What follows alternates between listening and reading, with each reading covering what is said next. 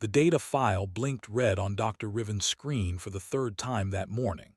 She leaned closer to her workstation, her FOUR Chinese letter eyes narrowing as she examined the contents. Every single entry from the planet called Earth triggered warnings in her classification system. This had never happened before in her 20 years as a galactic taxonomist. "Computer, run diagnostics on the threat assessment program," Riven said, her voice calm despite the confusion building in her mind. The system responded immediately, confirming everything worked perfectly. No errors, no glitches, just red warning after red warning. She opened the first file in the database. Species name, Ursus arctos horribilis. Common name, grizzly bear. The attached image showed a massive creature covered in brown fur standing on its rear legs. Her screen flashed with threat indicators. Bite force capable of crushing metal. Claws measuring 15 centimeters. Mass averaging 300 kilograms. Speed up to 50 kilometers per hour. Riven sat back in her chair. This was clearly a military combat unit. No natural creature could possess such specifications. She moved to the next entry. Crocodilus porosus, saltwater crocodile, 6 meters in length, bite force exceeding any known biological weapon in Council records, armored scales resistant to small arms fire, capable of remaining submerged for hours while hunting. "This is ridiculous," Riven muttered. She scrolled faster through the database. Each entry seemed more impossible than the last. Something called a hippopotamus that killed more humans annually than any other large animal despite being herbivorous. A tiny octopus with venom potent enough to kill 26 adult beings in minutes. Spiders that could drop a full-grown creature with a single bite. The door to her office slid open. Tallies, the station's security officer, walked in without knocking. His scales gleamed under the artificial lights and his expression showed concern. "Your system sent me an alert," Tallies said. "Multiple weapons-grade threats detected in an incoming database. What's going on?" Riven gestured at her screen. The humans submitted their wildlife catalog as part of their council application. My system flagged every entry as a potential bioweapon. Tallies moved closer, studying the data. His eyes widened as he read through the specifications. "These can't be real animals. Look at this one. A cone snail.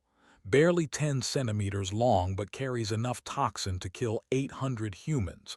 That's an assassination tool, not a sea creature." "That's what I thought," Riven replied. "But the humans submitted this as routine biological data. They claim these creatures live naturally on their planet." Tallies pulled up another file. Synencia verrucosa, stonefish, most venomous fish in known space, causes excruciating pain and death within hours. He looked at Riven. "They're trying to smuggle weapons specifications past us. This has to be flagged for council review." Riven nodded slowly. She opened another entry, this one labeled honey badger. The image showed a small mammal, maybe 12 kilograms. Surely this one would be harmless. She started reading the description. "Fears nothing. Attacks creatures 50 times its size. Thick skin resistant to bee stings, porcupine quills, and even machete strikes. Immune to venom from multiple snake species.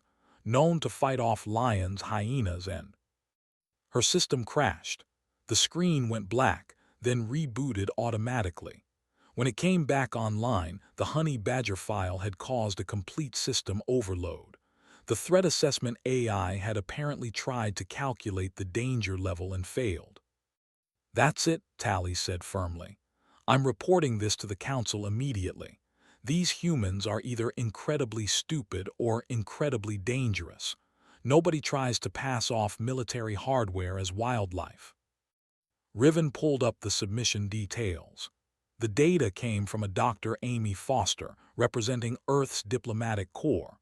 All the files included scientific documentation, genetic sequences, habitat information, and behavioral studies. Everything looked legitimate from a format perspective, but the content itself defied belief. She found a file labeled Australia and opened it. Her screen immediately filled with warnings. According to the data, this was a single landmass on Earth where 21 of the 25 most venomous creatures in the entire database lived. The humans had apparently colonized this death zone and built cities there. "Look at this," Riven said, pulling up the Australia section for tallies. "They claim people live here, millions of them, swimming in oceans filled with creatures called box jellyfish that can kill in 3 minutes, walking through forests with spiders that can bite through fingernails." Tally studied the data carefully. Either their toxin resistance is beyond anything we've ever seen, or they're lying about inhabiting these zones. No species could survive constant exposure to this many lethal threats. Riven opened her communication panel and began drafting a formal complaint to the council. She detailed every concerning entry, highlighting the impossibility of the claims. No planet could naturally evolve this many apex predators. No species could survive alongside them. The numbers simply didn't work. "I'm requesting a full investigation," Riven told Tallies. "The humans need to explain why they submitted weapons data instead of actual biological information. This could be an attempt to assess our defensive capabilities by seeing what we classify as threats." Tallies agreed. "I'll add a security advisory. Until we understand their intentions, Earth should be considered potentially hostile." Riven finished her report and sent it directly to the Council's diplomatic division. She attached the most egregious examples: the box jellyfish, the inland taipan snake with enough venom to kill 100 humans in a single bite, and the aforementioned honey badger that had crashed her system. She sat back and waited for the response. Somewhere on Earth, Dr. Amy Foster would receive the complaint within hours. Riven expected either an apology and corrected data, or a confirmation that humanity was attempting some kind of deception. What she didn't expect was the truth, that every single entry was accurate, that humans really did share their planet with these creatures, that they considered this normal. The response from Earth would arrive tomorrow, and it would change everything Riven thought she knew about survival, evolution, and what it meant to be a successful species in a dangerous universe. Dr. Amy Foster stared at the message on her tablet with complete confusion. She read it 3 times, certain she must be misunderstanding something. The Galactic Council was accusing Earth of submitting weapons specifications disguised as wildlife data. They wanted an explanation within 48 hours. "Raymond, come look at this," Amy called to her colleague across the room. Dr. Raymond Webb, a wildlife ecologist with 15 years of field experience, walked over and read the complaint over her shoulder. "They think our animals are weapons," Raymond asked, his eyebrows rising. "What part of the submission confused them?" Amy scrolled through the attached list of flagged entries: grizzly bears, saltwater crocodiles, box jellyfish, cone snails, honey badgers, Sydney funnel-web spiders, inland taipans. The list went on for pages. "They flagged basically everything," Amy said. "According to this, our biodiversity data triggered every weapons detection system they have. They think we're lying about these being natural creatures." Raymond leaned against the desk and crossed his arms. "Well, to be fair, if I didn't know Earth and someone told me about a jellyfish that can kill you in minutes or a snail with military-grade venom, I'd probably be suspicious too." "But these are common animals," Amy protested. "Kids learn about them in school. We have documentaries about them. People go hiking in bear country every weekend." "Maybe that's the problem," Raymond suggested. "Maybe they don't understand that humans actually live alongside these creatures. Their threat assessment is probably based on the assumption that intelligent species avoid anything that dangerous." Amy thought about this for a moment. She pulled up Earth's original submission and reviewed what they'd sent. Standard taxonomic data, habitat ranges, behavioral notes, venom toxicity levels, predator classifications. Everything accurate and properly documented. Nothing false or exaggerated. We need to prove these animals are real and that humans interact with them regularly, Amy said. Let's gather video evidence, documentaries, research footage, anything showing humans and wildlife coexisting. Over the next 6 hours, Amy and Raymond compiled a comprehensive response package. They started with wildlife documentaries, showing researchers observing grizzly bears in Alaska. They added footage of Australian surfers sharing waves with sharks. They included clips from zoo educational programs where handlers explained safety protocols around venomous snakes. Raymond suggested adding historical footage. What about the Steve Irwin archives? That guy built his entire career around handling the deadliest creatures on Earth. If anything proves we're serious, it's watching him casually pick up crocodiles and venomous snakes while teaching kids about conservation. Amy agreed and licensed several clips from wildlife foundations. The footage showed Steve approaching massive saltwater crocodiles with nothing but enthusiasm and a deep respect for the animals. He explained their behavior, their importance to ecosystems and safety measures, all while being close enough to touch them. This might actually frighten them more, Raymond warned. We're showing humans deliberately interacting with apex predators. Good, Amy replied. They need to understand this is normal for us. This is our planet. We evolved here. They added footage of African safari guides walking tourists near lions and elephants, videos of marine biologists tagging great white sharks, clips of children on school field trips to aquariums, pressing their faces against glass to watch jellyfish drift by. A segment showing a family camping trip where a park ranger explained how to store food properly in bear territory.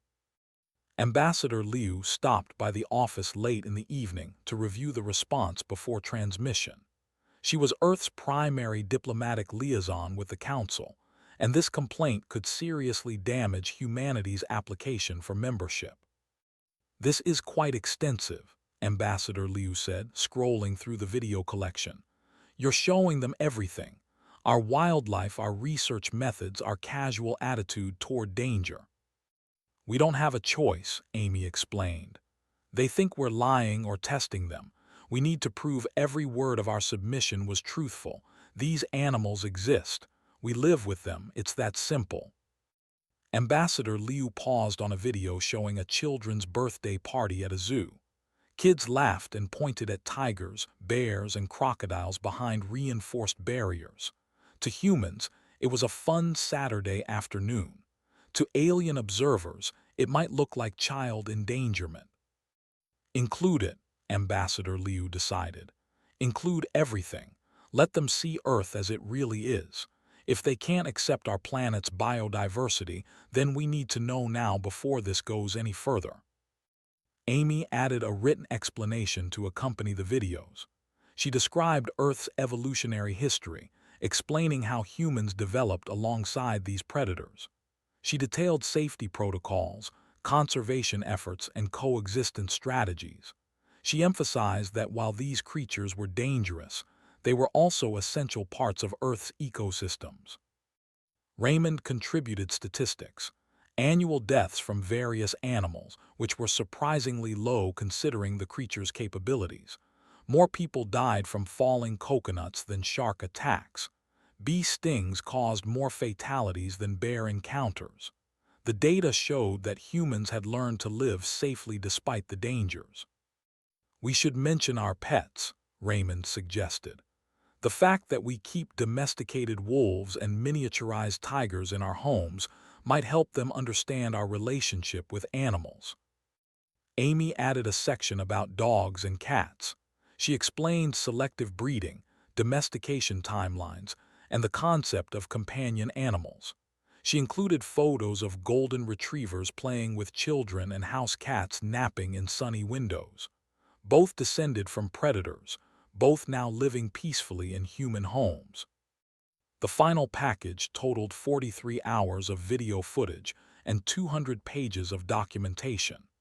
Amy reviewed everything one last time before transmission.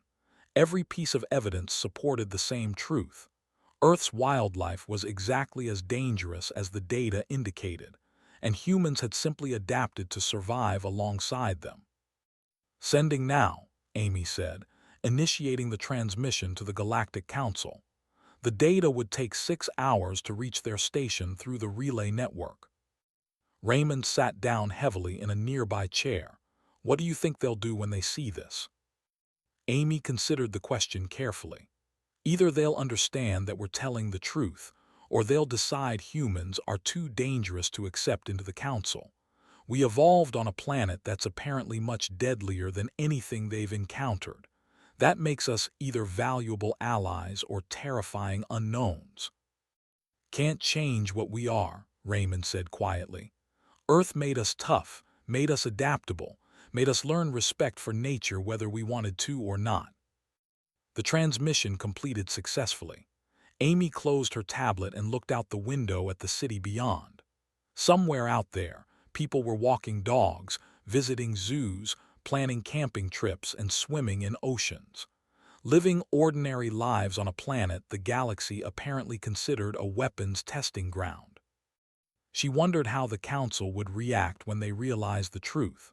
That Earth's deadliest creatures had taught humanity its greatest strengths: cooperation, innovation, and the wisdom to coexist with forces more powerful than themselves. 5 council members gathered in the observation chamber as the data package from Earth finished downloading. Dr. Riven had called this emergency session after reviewing the size of humanity's response. 43 hours of video evidence suggested either elaborate deception or something far more disturbing. "Before we begin," Counselor Brent said, adjusting his feathers nervously, "has anyone verified this data hasn't been altered or fabricated?" Tallies nodded from his position near the door. Security ran complete authenticity checks.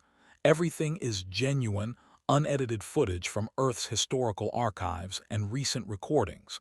No digital manipulation detected. "Then let's see what they sent us," Counselor Yala said, her aquatic features reflecting the dim light. She activated the main viewing screen.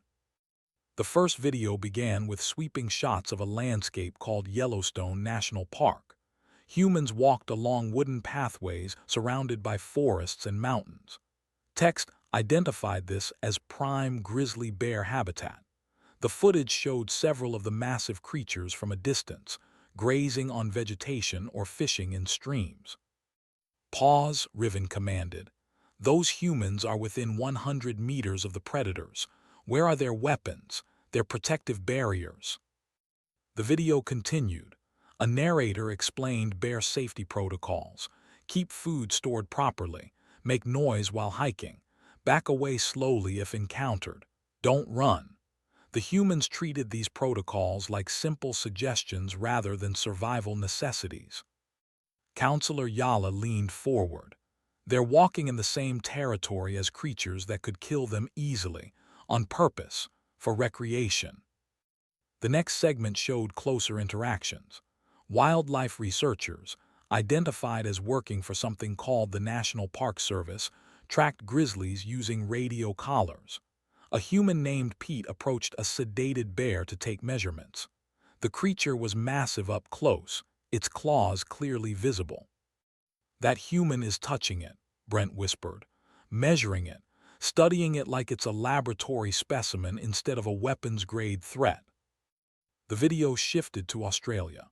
Footage showed a human swimming in shallow water with what the database identified as a saltwater crocodile. The human maintained careful distance and moved slowly, demonstrating proper behavior around the predator. Text explained that thousands of tourists participated in these cage-free crocodile encounters annually. Tallies checked his datapad.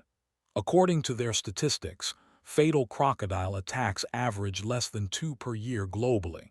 With a human population of 8 billion, that's statistically insignificant. "How?" Counselor Yala demanded. "How do they avoid being killed when they deliberately enter these creatures' hunting grounds?" The answer came in the next series of videos. Humans had studied these predators extensively. They understood behavioral patterns, feeding schedules, territorial ranges, and warning signs. Education programs taught children from early ages how to coexist safely with dangerous wildlife. Riven watched footage of a classroom where young humans, maybe 7 or 8 years old, learned to identify venomous snakes. The teacher displayed pictures of different species, explaining which ones were deadly and which were harmless. The children listened attentively, raising hands to answer questions about fangs and venom types. They teach their offspring to recognize threats, Riven noted. But they don't teach them to avoid the environment entirely, just to be cautious within it. Historical footage appeared next. A human named Steve Irwin filled the screen, grinning enthusiastically while holding a small crocodile. He explained crocodilian biology with genuine excitement and affection. The video showed him approaching larger specimens, always respectful but never fearful. This individual made a career from educational entertainment involving deadly creatures, Tallies read from the accompanying documentation. His work inspired millions of humans to appreciate and protect wildlife. He died from a stingray injury, but his legacy promoted conservation efforts worldwide. Brent's feathers ruffled in agitation. He died from one of these creatures, and his species considered him a hero, not a cautionary tale. The video continued with more Steve Irwin footage. Swimming with sharks, handling venomous snakes, explaining spider behavior while one crawled across his hand. His enthusiasm was infectious, his knowledge extensive, and his respect for the animals obvious despite the constant danger. Counselor Yala stopped the playback. This is insane. Every moment he could have died, yet he smiled and educated others. What kind of species does this? One that evolved alongside these threats, Riven said quietly. One that had no choice but to adapt. They watched footage of Australian beaches where humans surfed and swam daily despite the presence of sharks, jellyfish, and saltwater crocodiles. Warning signs posted hazard levels, and lifeguards monitored the waters, but humans still entered the ocean willingly. For fun. The zoo footage disturbed them most.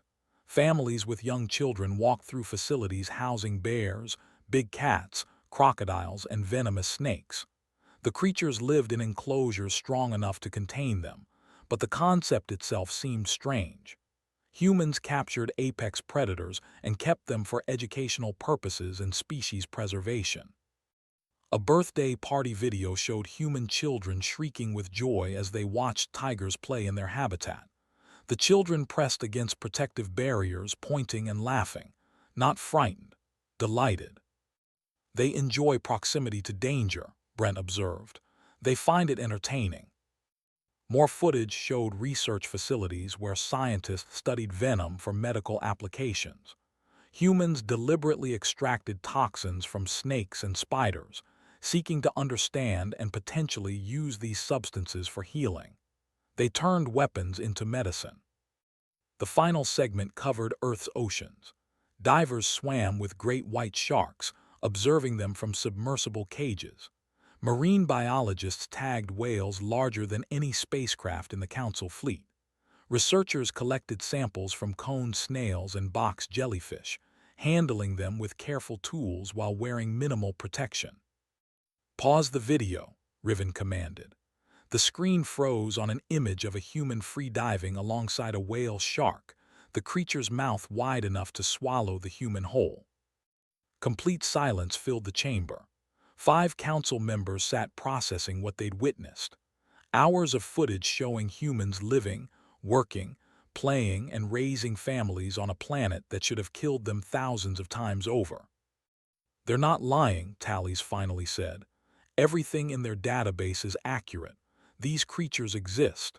Humans evolved alongside them, and somehow, instead of being driven to extinction, humans thrived. Counselor Yala brought up comparative data. Our homeworlds average 3 major predator species. Earth has hundreds. Our most venomous creature can kill 5 individuals with its toxin supply. Earth has dozens that can kill hundreds. How did they survive? Intelligence, Riven answered. Cooperation. Adaptation.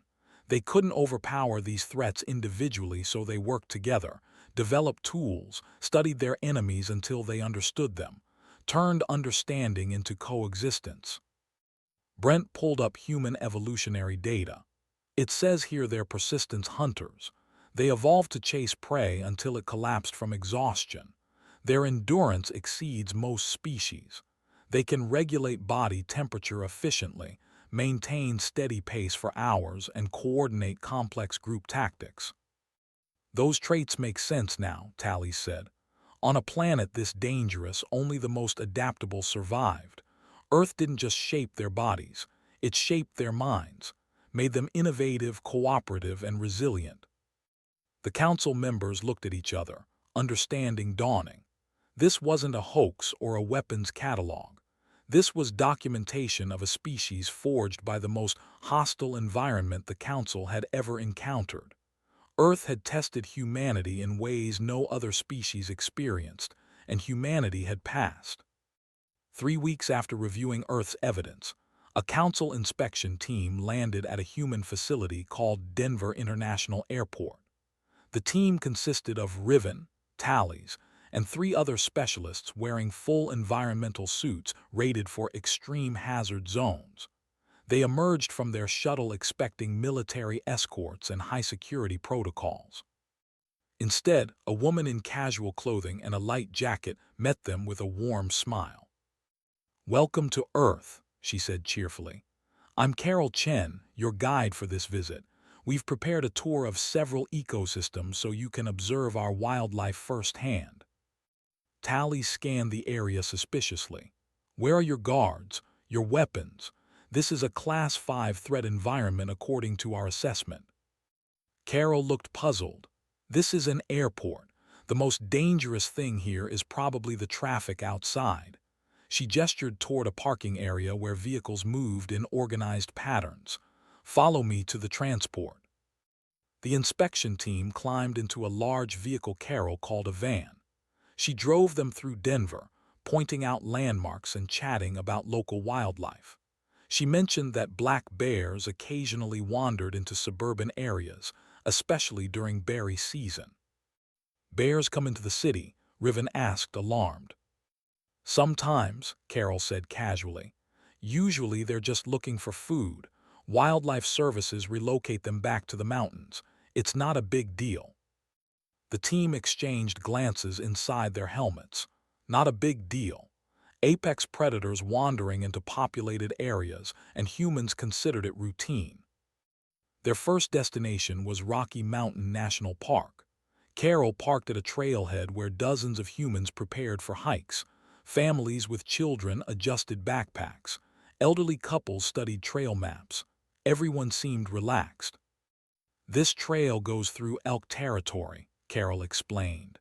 "During rutting season, bull elk can be aggressive, so we keep our distance, but mostly they ignore us if we don't bother them." She started walking up the trail. The inspection team followed reluctantly, their scanners detecting multiple large life forms in the surrounding forest. Every sensor reading showed potential threats. Every human they passed seemed completely unconcerned. A kilometer up the trail, Carol stopped and pointed. "There, see them." A herd of elk grazed in a meadow about 50 meters away. The males were massive, their antlers spanning almost 2 meters. These creatures could easily kill a human with one charge, yet Carol stood in the open, watching them peacefully. "Beautiful, aren't they?" Carol said. "This is my favorite time of year to visit. The autumn colors and the wildlife are just stunning." Counselor Brent checked his scanner. "Those animals each mass approximately 400 kilograms. Their antlers could impale multiple beings, and you come here voluntarily." "Every weekend I can," Carol replied. "I've been hiking these trails for 20 years. You learn to read their body language. If they seem agitated, you back off. If they're calm, you can observe from a safe distance. It's about respect." The next stop was the coast of California. Carol took them to a beach where humans in wetsuits carried boards into the water. Signs warned about great white sharks, strong currents, and jellyfish. The humans paddled out into the waves anyway. Surfing is incredibly popular here, Carol explained. Yes, there are sharks. Yes, there are risks. But statistically, you're more likely to be injured driving to the beach than surfing once you get here. We accept calculated risks in exchange for experiences we value. Tallies watched a human ride a wave toward shore, performing aerial maneuvers on the board. That individual knows there are apex predators in that water and chose to enter it anyway, for recreation. For joy, Carol corrected. Humans have always been drawn to the ocean. We evolved near coastlines. Water is part of who we are, sharks or no sharks. Day 3 brought them to Florida. A researcher named Mike guided them through the Everglades. A wetland ecosystem teeming with life. Alligators sunbathed on muddy banks. Birds waded through shallow water. Snakes moved through vegetation. Mike navigated the area in a small boat, pointing out species with genuine enthusiasm. Alligators are incredible creatures, Mike said, steering closer to one basking near the shore. They've remained virtually unchanged for millions of years. Perfect adaptation to their environment. We're lucky to have them. Lucky, Riven repeated. Your database classifies them as dangerous predators. They are dangerous, Mike agreed. But they're also essential to this ecosystem. They create gator holes that provide water for other species during dry seasons. They maintain population balance. Without them, the Everglades would collapse. He cut the engine and let the boat drift. An alligator slid into the water nearby, swimming past them with lazy movements of its powerful tail. The inspection team tensed. Mike remained calm.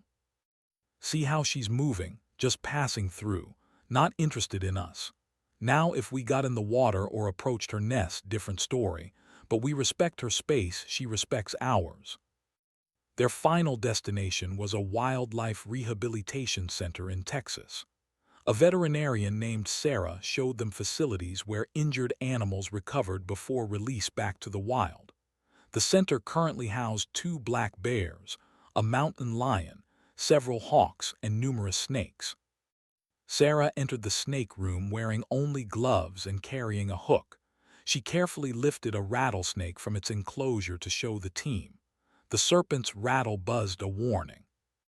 This is a western diamondback rattlesnake, Sarah explained. Someone found her injured on a highway. We've been treating an infection in her tail. She should be ready for release next week. You're holding a venomous creature that could kill you, Brent stated. Why? Because she deserves to live, Sarah answered simply. She's not evil, she's not a weapon. She's a snake doing what snakes do. The venom is for hunting and defense. If we give her space and treat her with respect, everyone stays safe. She returned the snake to its enclosure and locked it securely. Humans and wildlife have coexisted for thousands of years. Yes, some animals are dangerous, but they were here first. This is their planet too. We've learned that coexistence is better than elimination. These creatures teach us humility, patience, and respect for forces beyond our control. That evening, the inspection team gathered in their shuttle to compile observations. Every sensor reading confirmed Earth's extreme hazard levels, but every human interaction showed something the Council had never seen. A species that not only survived alongside deadly creatures, but actively protected them. They don't just tolerate the danger, Riven said quietly. They treasure it. The wildlife, the ecosystems, the challenges. It's shaped their entire worldview. Tallies nodded slowly. Earth made them strong, but it also made them wise. They learned that survival isn't about dominating threats. It's about understanding them, living with them, finding balance. The team began drafting their report, knowing it would change the Council's perception of humanity forever. Earth's wildlife weren't weapons. They were teachers, and humanity had learned every lesson well. The Galactic Council chamber held representatives from 217 member species. Every seat was filled. Earth's application had become the most discussed topic in Council history, and today's presentation would determine humanity's future among the stars. Dr. Riven stood at the central podium, her four eyes scanning the assembled delegates. Tallies positioned himself near the display controls, ready to present their findings. The chamber fell silent as Riven began. Honored council members, we have completed our inspection of Earth and its dominant species, humanity. What we discovered challenges every assumption we hold about habitable worlds and successful civilizations. She activated the first display. A star map showed Earth's location, followed by planetary data. Oxygen-rich atmosphere, diverse climate zones, abundant water and robust biodiversity. Standard parameters for life-bearing worlds. On the surface, Earth appears unremarkable, Riven continued. But deeper analysis reveals an unprecedented concentration of lethal organisms. I will present comparative data. Tallies brought up statistics. The chamber's translation systems converted everything to each species' preferred format, but the numbers shocked everyone equally. Average predator-to-prey ratio across known habitable worlds, 1 predator for every 47 prey animals. Earth's ratio, 1 to 3. This concentration is mathematically impossible according to standard ecosystem models, yet Earth sustains it. Murmurs rippled through the chamber. Counselor Brent stood from his seat. Dr. Riven, are you suggesting their entire planet is an anomaly? I'm suggesting Earth represents a classification we've never encountered. A world where extreme danger became the evolutionary norm rather than the exception. Riven displayed images of grizzly bears, saltwater crocodiles, great white sharks, and box jellyfish. For many council members, this was their first view of Earth's fauna. Shock registered on faces across the chamber. These creatures possess capabilities that exceed our weapons technology. The box jellyfish's venom can kill a human in minutes. The saltwater crocodile's bite force measures higher than our standard hull breach tools. These are not isolated examples. Earth harbors thousands of such species. Delegate Morven, representing a cautious herbivorous species, raised a tentacle. How did humanity survive long enough to develop civilization? Our models show that excessive predation prevents technological advancement. That is the remarkable part, Riven answered. Humanity didn't just survive, they thrived. We documented their methods during our inspection. The display showed footage from their Earth visit.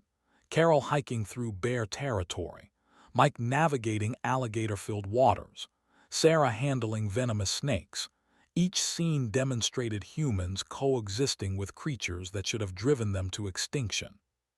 Humans developed 3 key adaptations, Riven explained. First, enhanced pattern recognition. They study predator behavior extensively and teach these patterns to their offspring. Second, complex cooperation.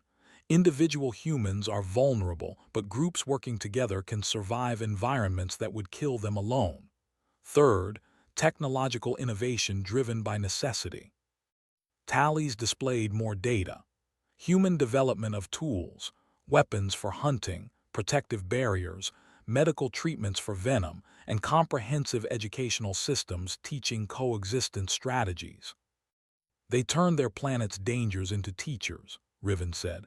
Every predator taught them new lessons. Bears taught patience and respect for strength. Snakes taught awareness and caution. Ocean predators taught them to study before acting. Their entire civilization was shaped by constant exposure to lethal threats. Counselor Yala activated her speaking platform. You said they developed weapons. If Earth made them this adaptable and innovative, aren't they potentially dangerous to the Council? Riven had expected this question. That brings us to the most important finding. Despite possessing the capability for aggression, humanity's response to danger has been conservation, not elimination.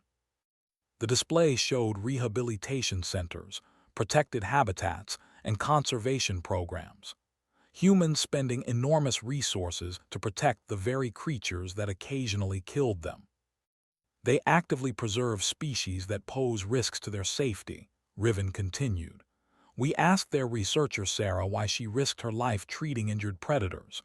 Her answer was, they deserve to live. This philosophy extends throughout their culture. They believe coexistence is preferable to domination. Delegate Thoris, a warrior species representative, stood. This makes no tactical sense. Why preserve threats when you have the ability to remove them? Because Earth taught them a lesson we've never had to learn, Riven replied. That intelligence means choosing restraint over violence. That survival requires balance, not conquest.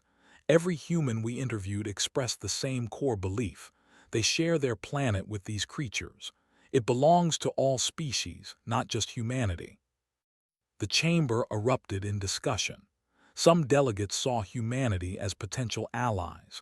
Others worried about their adaptability and resilience. A few questioned whether any species from such a harsh world could peacefully integrate into council society. Ambassador Liu requested permission to address the council. Riven yielded the podium. Honored delegates, Liu began, her voice steady despite the tension. Earth is harsh. Our wildlife is dangerous. These facts are undeniable, but these same conditions shaped humanity's core values. We learned cooperation because isolation meant death. We learned respect for nature because arrogance got our ancestors killed. We learned that intelligence isn't about dominating our environment. It's about understanding our place within it. She paused, making eye contact with delegates across the chamber. You're right to question whether we belong in the council. We're different. We evolved in conditions none of you faced, but those conditions taught us that survival depends on community, knowledge, and the wisdom to coexist with forces more powerful than ourselves. These are the values we bring to the council. Tallies presented their final assessment. Security evaluation concludes that humanity poses minimal threat to council interests. Their military capabilities are moderate. Their aggressive tendencies are lower than 70% of current member species. Their planet made them tough, but it also made them thoughtful. We recommend acceptance with Death World classification protocols. The council debated for hours. Arguments flowed back and forth. Some delegates championed Earth's application, citing humanity's unique perspective and valuable experience with hostile environments. Others worried about unknown factors and unprecedented conditions. Finally, the vote was called. Each delegate entered their decision into the system. Green lights for acceptance, red lights for rejection. The display board filled with colors as hundreds of votes registered. Green lights dominated, not unanimous but clear majority. Earth's application passed. The chamber erupted in mixed reactions. Some delegates celebrated. Others sat silently, processing the decision. Ambassador Liu closed her eyes briefly, relief washing over her face. Riven watched humanity take its first official step into galactic society, knowing this moment would be remembered forever. Earth, the planet that should have killed its inhabitants, had instead forged them into something the galaxy had never seen. Survivors who chose compassion, warriors who preferred peace, a species tempered by the harshest teacher imaginable and emerging with wisdom instead of bitterness. The Council had gained its first Death World members. The implications would reshape galactic understanding for generations to come. 2 years after Earth's acceptance into the Galactic Council, the changes rippled across hundreds of worlds. The Death World protocols had transformed from bureaucratic classification into a cultural phenomenon that nobody predicted. Riven sat in her new office at the Earth Studies Department, reviewing applications from young scientists across the galaxy who wanted to study on humanity's homeworld. Demand exceeded available positions by 20 to 1. Earth had become the most requested research destination in Council space. Another tour group requesting access to Yellowstone, her assistant reported. "That's the 15th this month." "Approved with standard safety requirements," Riven replied. "Full environmental suits, human guides, emergency extraction protocols." What started as scientific curiosity had evolved into something unprecedented. Alien tourists visited Earth in carefully managed groups, experiencing ecosystems that existed nowhere else in known space. They called it extreme adventure tourism. Humans called it camping. The economic implications staggered council economists. Earth's tourism industry generated more revenue in 18 months than some entire planetary economies produced in decades.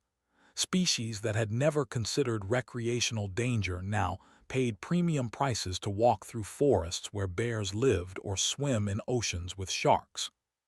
But tourism was only the beginning. Earth's real impact came from unexpected directions.